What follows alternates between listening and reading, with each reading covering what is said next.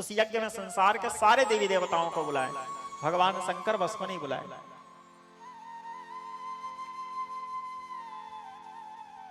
याज्ञवल्क्य जी से भरद्वाज जी पूछे कि याज्ञवल्क्य जी, भगवान शंकर को क्यों नहीं बुलाया दक्ष, जबकि भगवान शंकर तो उनके दामाद थे। घर में दामाद का स्थान तो सर्वोच्च होता है, ऊंचा होता है। अपने ही दामाद को क्यों नहीं बुलाया, अपने ही बेटी को क्यों नहीं बुलाए? तो याज्ञवल्क्य जी बोले, एक समय की बात है, ब्रह्म सभा लगा हुआ था, दक्ष को मुखिया बनाया गया था। बड़ा अधिकार दक्ष जब पावा, दक्ष को मुखिया बनाया गया था सभी का, इंद्र वरुण कुबेर आदि। दक्ष के आदेश को इंद्र भी मानता था, वरुण भी। ब्रह्मा नारायण जी, ब्रह्मा विष्णु महेश के बाद सीधा दक्ष का स्थान था।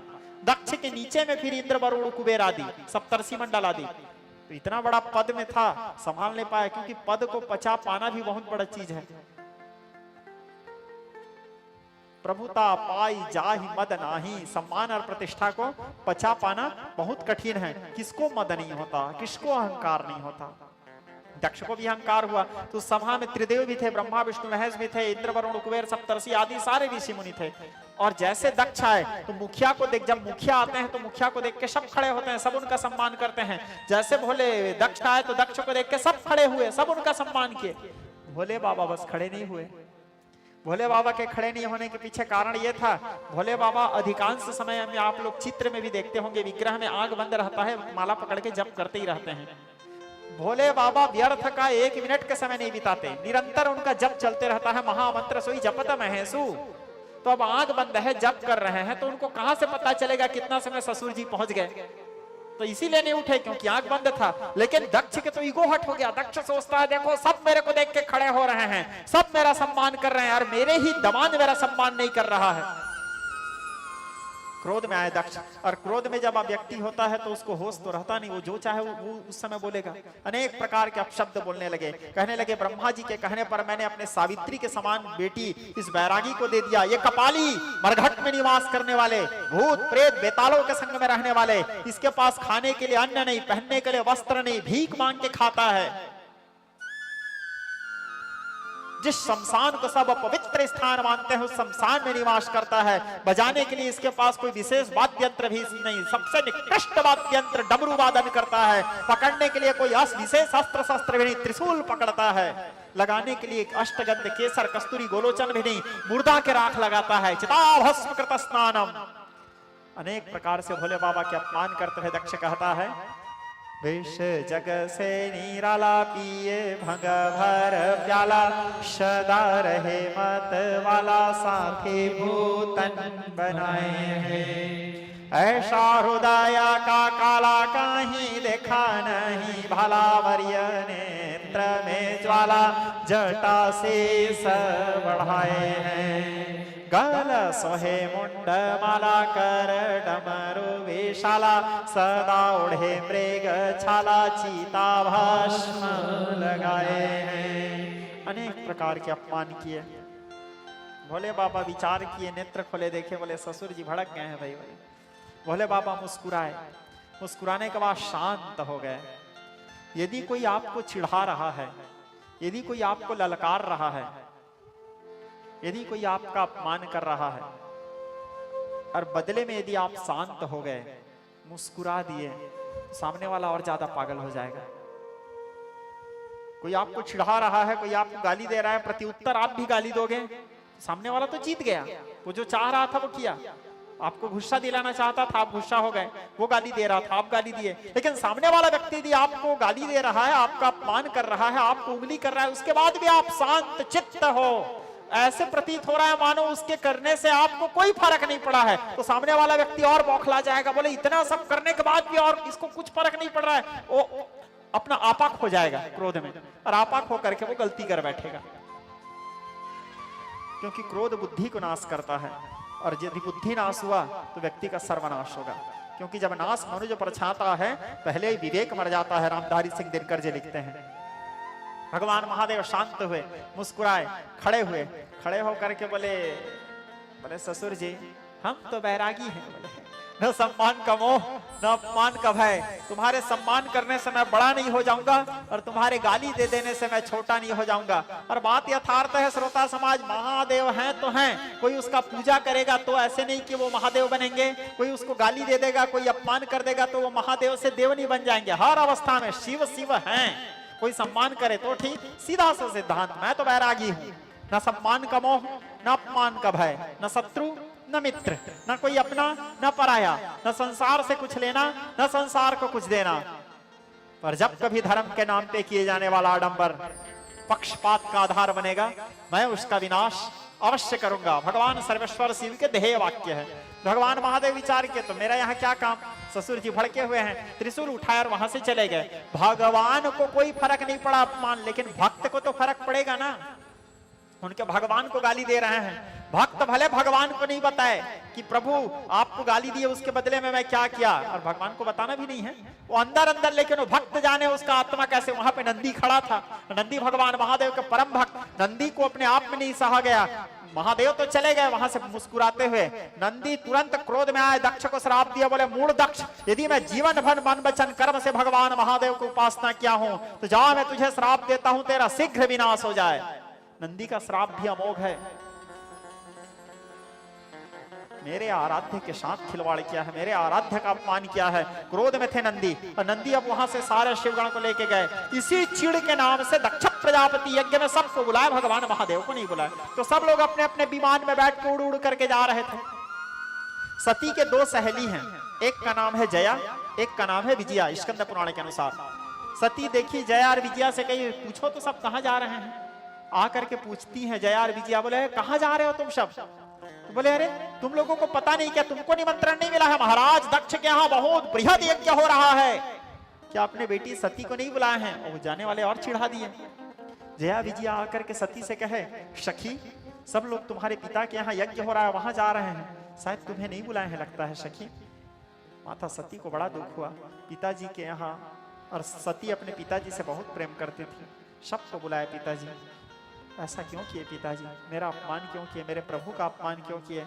लेकिन फिर भी पिता तो पिता है, क्या हुआ पिताजी नहीं बुलाए तो, मैं तो बेटी हूं, मुझे जाना चाहिए, स्वयं से जाऊंगी इस प्रकार। लेकिन जाने के लिए भी तो पति के आदेश चाहिए, बिना पति को पूछे कैसे चले जाएं। और पति समाधि में बैठे हैं। संयोगवश उसी समय भोले बाबा का समाधि टूटा। अब ये समाधि टूटा मानो या दक्ष के तकदीर फूटा मानो, दोनों एक ही बात है। देखो इतने दिन से भोले बाबा का समाधि नहीं टूटा, 87,000 वर्ष बीत गया था, आज ही समाधि टूटना था जी उनका। जैसे उधर दक्ष के यज्ञ चालू हो रहा है, गोस्वामी जी लिख रहे हैं, बोले बीते सम्मत, बोले बीते सम्मत सहस सतासे, तजी समाधि शंभु अविनाशे, तजी समाधि शंभु अविनाशे, तजी समाधि शंभु अविनाशे। बोले हाँ राम नाम शिवा, राम नाम शिवा सुमिरन लागे,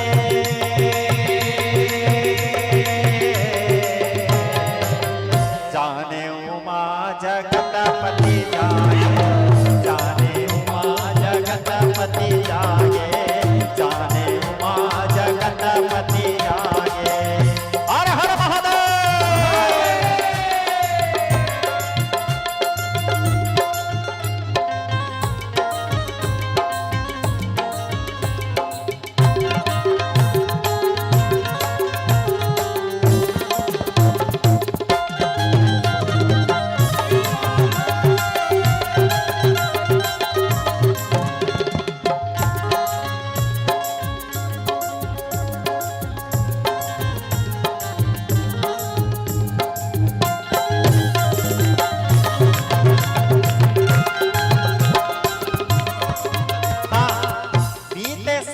सहस सतासी तजी समाधि शंभु अविनाशी।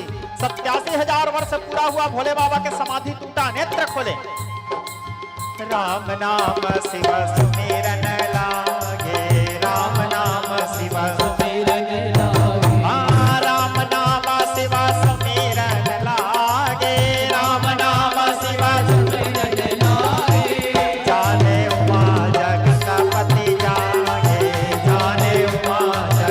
पति, हाँ जाने उमा जगतपति जागे, जाने उमा जगतपति। राम राम कहते हुए भोले बाबा नेत्र खोले, जगदम्बा समझ गई मेरे प्राणनाथ जग चुके हैं। आकर के चरणों में वंदना की, प्रणाम करने के बाद माता हाथ जोड़ के निवेदन करते हुए सविनय भगवान महादेव से कहती है, प्रभु मेरे पिता के यहाँ यज्ञ हो रहा है, यदि आपके आदेश हो तो मैं पिताजी से मिल के आऊं। बड़ा दिन हो गया है प्रभु, अपने सखी सहेलियों से भी नहीं मिली हूँ। इस बहाने मेरे माँ से भी मुलाकात हो जाएगा, पिताजी से भी मुलाकात हो जाएगा, बहनों से भी मुलाकात हो जाएगा, सगा संबंधियों से भी मुलाकात हो जाएगा। यदि आपके आदेश हो तो मैं मिल के आऊं। भोले बाबा कहे, देखो सती, तुम्हारे पिताजी एक तो हमसे द्वेष करते हैं और दूसरा हमको निमंत्रण भी नहीं दिए हैं, और जिस जगह पति का सम्मान न हो उस जगह में नहीं जाना चाहिए, और बिना निमंत्रण के तो और नहीं जाना चाहिए। बिना निमंत्रण के केवल 3 स्थान में जाना चाहिए, हमारे शास्त्र कहते हैं। कहां कहां? पहला, मंदिर में। कोई भी मंदिर में कोई भी उत्सव हो रहा है तो आप ये मत सोचो कि मेरे को निमंत्रण मिलेगा तो जाऊंगा, बिना बुलाए जाओ। मंदिरों में जैसे कृष्ण जन्माष्टमी हो रहा है, नवरात्रि हो रहा है, या मंदिर में रामनवमी हो रहा है, कोई भी उत्सव हो रहा है तो मंदिर में निमंत्रण के इंतजार मत करो। दूसरा, सत्संग, जहां सत्संग हो रहा है, जहां भगवान की कथा चल रही हो, राम कथा हो, शिव महापुराण हो, भागवत कथा हो, देवी भागवत हो, जहां कहीं भी सत्संग हो रहा हो वहां आप ये मत सोचो कि मेरे को कार्ड मिलेगा, निमंत्रण मिलेगा तब जाऊंगा। सत्संग में बिना बुलाए जाओ। क्या बात, बजाओ बजाओ।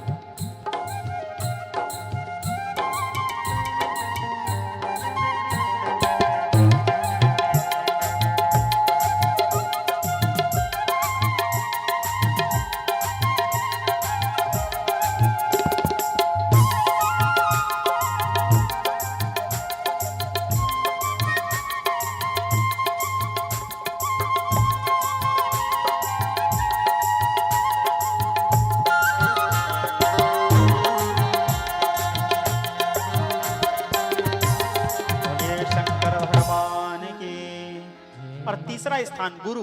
गुरु के घर में कभी ये नहीं सोचना चाहिए कि नहीं गुरुजी हमको निमंत्रण देंगे तो गुरुजी हमको बुलाएंगे तब हम जाएंगे। गुरु को कभी गुरु आपको कैसे निमंत्रण देंगे? आप तो यदि गुरु बना लिए हो तो आप उसके पुत्र हो, आपका कर्तव्य है कि वहां आप जाओ और आप जा करके सोचो कि मेरे तरफ से मैं वहां क्या सेवा कर सकता हूं, मैं अपने प्रतिनिधित्व में मेरे गुरुजी का क्या सहयोग प्रदान कर सकता हूं। आप ये सोचोगे नहीं मेरे को निमंत्रण नहीं मिला है तो ये आपकी मूर्खता है। तो 3 स्थान में हमेशा बिना बुलाए जाना चाहिए। पहला सत्संग, दूसरा मंदिर और तीसरा गुरु के घर। विशेष करके ससुराल तो नहीं जाना चाहिए बिना बुलाए, ससुराल से निमंत्रण आना ही चाहिए, ठीक है, तब जाना चाहिए। और जहाँ पे पति का सम्मान न हो उस जगह में भी नहीं जाना चाहिए। भगवान शंकर समझाए, देखो भाई, एक तो तुम्हारे पिताजी मेरे से चिढ़ते हैं, दूसरा ससुराल है और हमको बुलाया भी नहीं है, तुम्हारा जाना वहां उचित नहीं होगा सती। जैसे जाना उचित नहीं होगा, बोले माता के क्रोध में ओंठ कांपने लगे, क्योंकि मैके जाने के लिए मना करना भी तो बहुत बड़ा बात है। माता के ओंठ कांपने लगे। भोले बाबा विचार किए, बोले गए, आज जाएगी तो भी मरेगी, नहीं जाएगी तो भी मरेगी, जा मन में विचार किए, हरीक्षा भावी बलवाना हृदय विचारत शंभु सुजाना।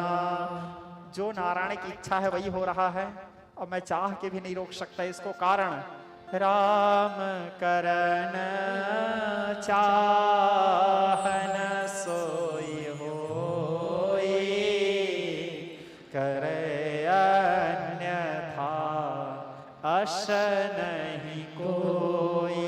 राम करन चाहन सोई होई, जो राम की चाह लिए हैं वो हो के रहेगा। इस प्रकार विचार करके माता को वहां से विदा किए। नंदी को बोले जाओ पुत्र, अपने माता के साथ में कुछ और रुद्रगणों को साथ में दिए। माता सती वहां जाके देखती है अरुद्र भागम, यज्ञ में भगवान महादेव के लिए कोई भाग नहीं, कोई स्थान नहीं, सबके लिए स्थान बनाया गया था, भगवान महादेव के लिए बस कोई स्थान नहीं। ना तो उनके बहन लोग उनसे बात कर रहे हैं, ना उनके सखी सहेली उनसे बात कर रहे हैं, कोई नहीं। माता को बड़ा दुख हुआ। उसके बाद दक्ष जैसे देखे सती को तो दक्ष और क्रोध में आके कहने लगे, इसे यहाँ किसने बुलाया? हाँ, वो अघोरी भेजा होगा। दक्ष कहता है वो अघोरी भेजा होगा, वो देखा कि इतना बड़ा बृहद आयोजन में सब आमंत्रित है लेकिन उसको मैंने निमंत्रण नहीं दिया, तो सम्मान पाने के लिए नारी का सहारा देकर के अपने पत्नी को भेजा है ताकि मैं अपने बेटी को देखकर कदाचित बेटी के मोह में उस अघोरी को बुला लूं। असंभव। शिव महापुराण में इस कथा को विस्तार पूर्वक वर्णन किया गया है, राम कथा में संक्षिप्त रूप से है बस, इसलिए आपको संक्षिप्त ही सुना रहा हूं। माता सती कहती है तेरे जैसे शिवद्रोही के तेज से मेरा यह शरीर बना है, इसलिए तजी हो तुरंत देह ते ही हेतु, इसलिए मैं इस देह का ही त्याग कर देती हूँ। इस प्रकार विचार करके भगवती पीले रंग के वस्त्र परिधान की, पट्टिकांबराधीना कलमंजर मंजरी, पीले रंग के वस्त्र परिधान करके भगवती भगवान नारायण जी के प्रार्थना की, शिव जी के नहीं, नारायण जी के प्रार्थना। क्या प्रार्थना की? गोस्वामी जी बता रहे हैं, मरत सती हरे सन बर मांगा, जन्म जन्म शिव पदय अनुरागा। मरत सती हरि सन बर मांगा, सती मरते समय हरि अर्थात नारायण जी से वरदान मांगती है। और क्या वरदान मांगती है? मेरा जब भी जन्म हो भगवान महादेव के चरणों की दासी बनूं, शिव जी की चरणों के सेवा करूं, शिव जी के चरणों से प्रेम हो, ये वरदान मांगती है। और वरदान मांग के नख के अग्रभाग से पंचाग्नि का वर्ण करती है। उसी समय सती के शरीर जलने लगा और जलते जलते सती के शरीर वहां पे धड़ाम से गिरा। जो लोग बुद्धिमान थे, जिसके पास थोड़ा सा भी दिमाग था, जो जानते थे कि अब क्या हो सकता है, बोले यहां से चला जाना उचित है। जिन जिन लोगों को महादेव के क्रोध का परिचय था, जो जानते थे महादेव का क्रोध क्या है, बोले यहां रुकेंगे तो हम मरेंगे, चलते हैं बोले। अब वो लोग वहां से भाग गए। जाते जाते और भी बाकी लोगों को बोलते थे तुम लोग भी चलो रे, मरोगे नहीं तो। बोले कुछ नहीं होगा, देख लेंगे जो होगा। बोले देखोगे क्या, भोगोगे। बोले देखने का समय नहीं है, भोगने का समय है। बोले यहां से चलो। बोले महादेव तो शांत हैं, क्या उनको पता नहीं है क्या सती मर गए? वो तो महादेव हैं, वो शांत हैं, देखो ना फिर भी।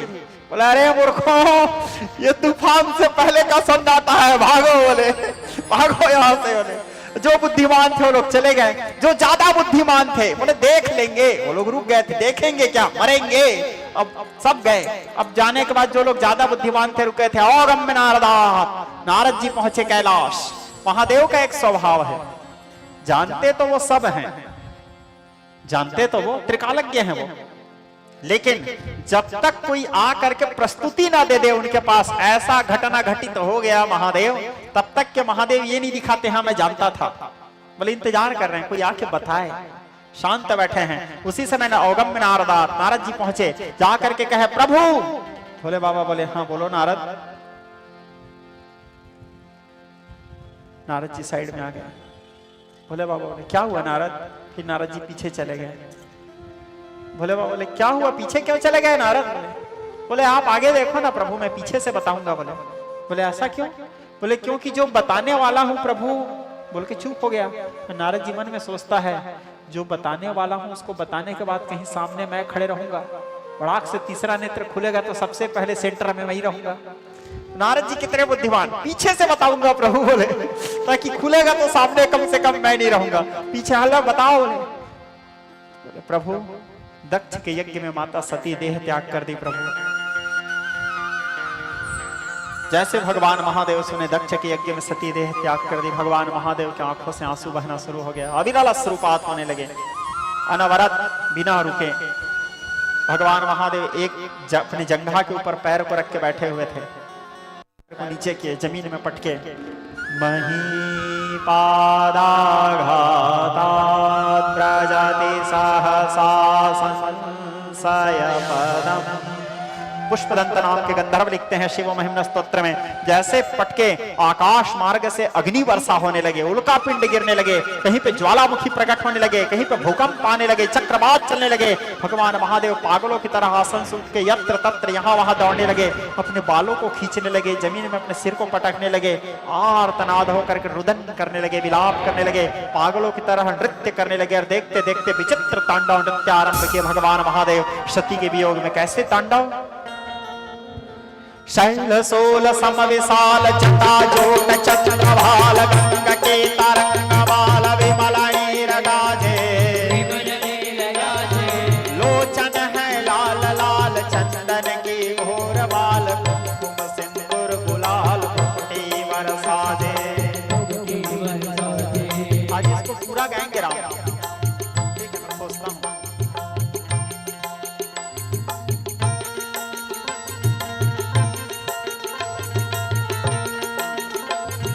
शैल सोल सम विशाल जटा झूट चंद्रभाल गंग के तरंग माल विमल नीर गाजे।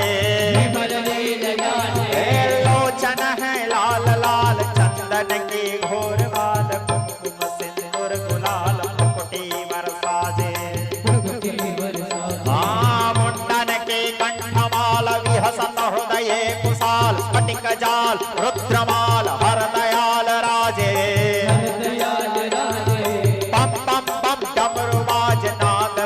स्वर सुसाज शंकर महाराज याज